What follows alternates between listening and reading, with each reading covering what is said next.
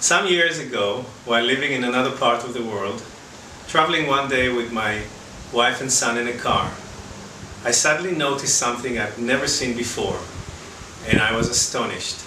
What I saw was a pole and a car situated on top of it. It was a Volkswagen Beetle, one of the old ones.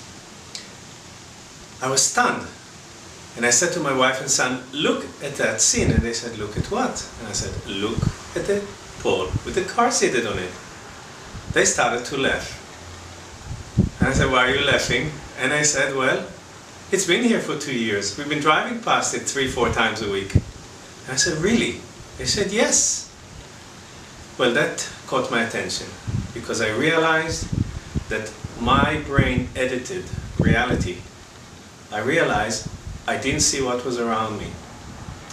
And I thought to myself, what else don't I see? What else can't I hear? What else can't I think? That if I would open a huge panorama of opportunity for me, that allow me to get answers to questions and solve problems that nag me for a long time. And I've embarked on a journey to do just that.